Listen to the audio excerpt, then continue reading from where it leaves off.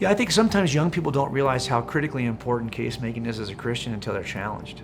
And they realize they've been standing on something that they hoped was true, that their parents maybe thought was true, but they never really have examined it themselves to kind of sift through.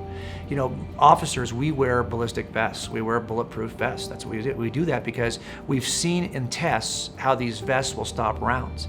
And because we've seen in the test that it'll stop a round, there are times when we'll get involved in a gunfight and we'll just stand tall. We're not going to bob or weave or dive for cover because we realize we're wearing a ballistic vest. And we have belief that it is true based on the evidence of having seen it work. So now we can put our belief in, our trust in the vest because we know that it does what it's supposed to do.